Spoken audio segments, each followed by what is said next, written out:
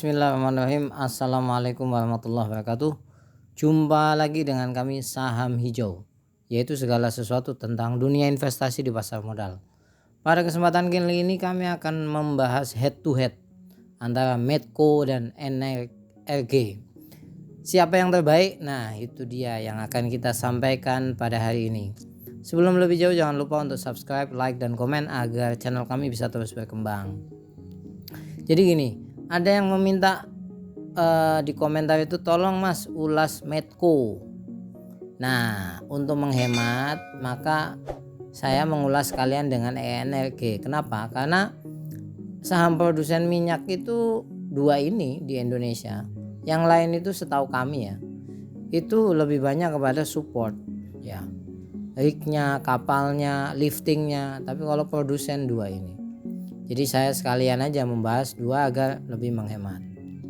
Jadi gini, pertama, Medco itu pemegang sahamnya, pengendalinya itu adalah Medco Daya Abadi. Masyarakat hanya di 24%, 25% lah. Tapi perlu diingat ya, retailnya transaksi di sini cukup banyak. Ya, jadi kalau Anda lihat ini 900, 2000, dulu 1000, tambahnya, kurangnya 3000. Jadi retailnya cukup banyak di sini. Yang transaksi ini kan 1 bulan. Sedangkan ENRG masyarakat punya porsi besar sampai 43%. Dan ini lebih banyak dikelola oleh Bakri, Kalila Investment. Dan memang orang kalau mendengar kata-kata Bakri itu di dunia pasar saham ya, itu kebayangnya itu saham bumi yang bisa naik sangat tinggi, bisa turun juga sangat dalam seperti itu. Jadi banyak yang khawatir. Ya, kita objektif aja ya. Pada kesempatan kali kami akan memandang banyak hal lah. Tapi di saham ENRG ini retailnya dikit. Kalau tadi retailnya sampai ribuan, ya ini cuma ratusan. 1 bulan nambah 129. Ya, kalau berkurang juga 500. Jadi ini retailnya dikit, entah takut atau gimana, kita nggak tahu. Mari kita lihat dari aset ya, ini sumbernya cari saham.com. Kalau dari sisi aset, ENRG itu lebih jago. Kenapa? Karena setiap tahun naik. Nih, setiap tahun naik. Kalau Medco ya, kadang naik kadang turun, nggak stabil dari sisi perkembangan aset. Ingat, ini saham minyak ya, jadi banyak sumur luar biasa. Nah, seperti itu. Mari kita lihat dari sisi net income. Kalau dari Medco ini menurut kami ya, sebetulnya kurang mengembirakan. Kenapa? Stagnan kuartal 1, kuartal 2 turun dalam ya. Kemudian kuartal 3 itu juga turun walaupun tipis. Beda dengan ENRG. Kuartal 1 naik, kuartal 2 setengahnya, kalau ini kan 1/4 ya. Kuartal 3 naik walaupun tipis. Yang berikutnya, market cap-nya itu lebih besar Medco, sangat besar, 28 triliun. ENRG ini 5 triliun. Ini hanya saham-saham kelas lapis 2 kalau ini ENRG ini. Nah, mari kita lihat secara valuasi. Menurut kami secara valuasi ini sepadan ya. Kenapa? Medco walaupun PBV-nya 1 tapi PE-nya lebih rendah. ENRG walaupun book value-nya masih setengah 0,5 tapi PE-nya lebih tinggi sedikit. Ya. Jadi kalau dari sisi ini sepadan. Cuman kalau kita sebagai retail, PBV itu sangat berarti. Jadi kalau di sisi ini ENRG lebih oke. Yang berikutnya dari profitabilitas. Menurut kami dari sisi ini Medco jualnya.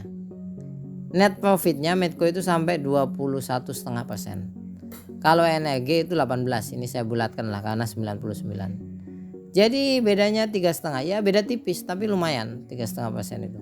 Jadi kalau di sisi ini Medco. Ingat ini saham minyak. Saham minyak itu ngebor jual gitu, ngebor jual gitu. Nah, berikutnya kalau dari efektivitas manajemen Medco juga oke. ROE-nya sampai 21%, Kalau NRG itu 10%. Bisa dikatakan seolah-olah gini, walaupun semuanya lebih banyak, tapi ini lebih bagus seolah-olah, sekali lagi ya. Jadi NRG biasa lah, Medco lebih oke. Makanya kan tadi kelihatan kan net profitnya lebih bagus. Nah sekarang dari sisi keuangan. Nah dari sisi keuangan, hutang Medco ini besar sekali, 1,6. Bayangkan kalau NRG delnya itu hanya 0,2. Di sini aman lah. Nah kemudian yang paling penting adalah earning per share year on year growth. Jadi pertumbuhan laba Medco jelek. Ya tadi udah kelihatan kan labanya. Kalau NRG tumbuh 7%, bagus. Ya revenue-nya walaupun turun tipis tapi 5%, kalau ini 12%.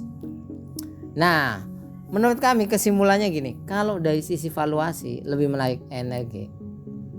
Kalau kinerja lebih menarik Medco, plus Medco ada dividen. Tapi mari kita lihat sisi lain ya. Pertama, ENRG itu banyak yang mengakumulasi. Saya nggak tahu ya kenapa ya. Tapi mungkin pembahasan setelah ini ada jawabannya. Jadi brokernya Boy Thohir, Trim, itu mengakumulasi saham ENRG itu nggak tanggung-tanggung, besar. Ya, nanti Anda lihat aja sendiri beritanya. Kemudian banyak aksi korporasi target saham, harga sahamnya baru. Ini ENRG. Nah, Medco juga nggak jauh beda. Medco itu apa? Warga negara Italia beli saham Medco 2 miliar.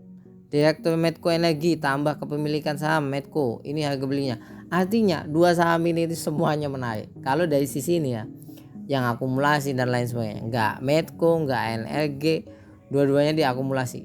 Tapi kalau Anda lihat jeli ya, yang lebih sadis itu ini NRG itu akumulasinya memang besar. Makanya ini tulisannya kian agresif, memang besar sekali.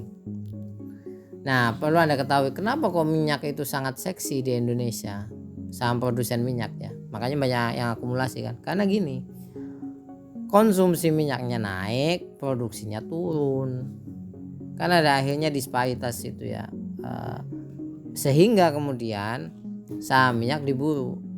Plus kondisi di 2024, ingat ini untuk 2024. Jadi gini, saya baca forecast harga minyak di tahun 2024. Ini Reuters ini menyampaikan berapa? Estimasinya itu 82 US dollar average. Ya average. Goldman Sachs itu sampai betul nggak ini pronunciation-nya ini? Itu juga menduga antara 81 sampai 85 US dollar per barrel loh ya. Menurut saya ini tinggi. Ya, ini tinggi. Kenapa? Mari kita lihat baik-baik harga minyak. Saya rentang dari 2020 sampai 2023. Rata-rata tahun 2023 ya, harga minyak itu di 70 dolar.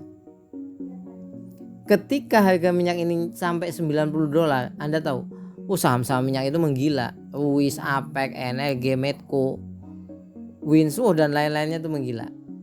Ya, di 2022 itu di atas 100, lebih menggila lagi.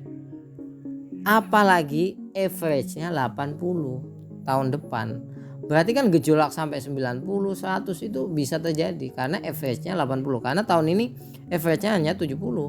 70 nih sampai sini.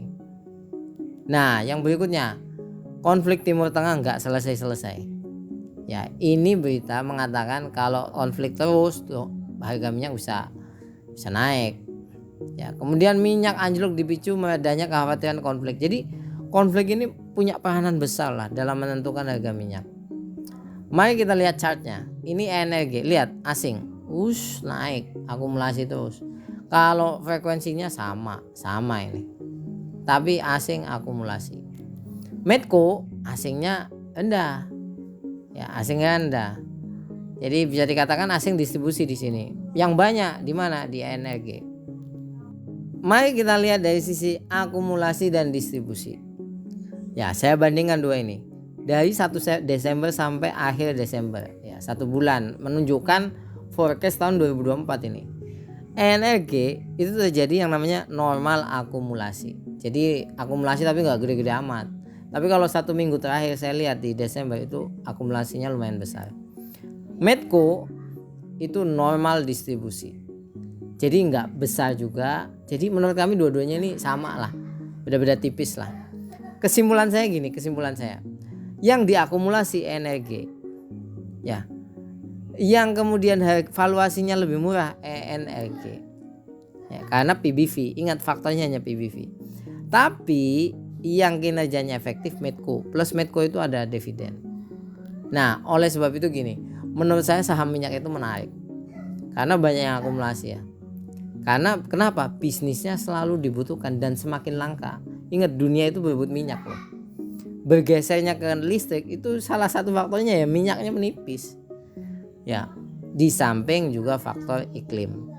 Bukan berarti saya menyarankan Anda mengakumulasi salah satu, tidak. Tapi saya hanya ingin mengatakan minyak itu menarik. Net profitnya 17%, 22% itu net profit yang tinggi. Kemudian dan lain sebagainya lah. Anda tentukan sendiri. Semoga ini bermanfaat. Ini bukan ajakan membeli atau hold atau sell, tidak. Ini hanya gambaran dan menjawab apa yang ditanyakan oleh penonton setia kami. Sampai ketemu lagi. Jangan lupa untuk subscribe, like dan komen agar channel kami terus berkembang. Assalamualaikum warahmatullahi wabarakatuh.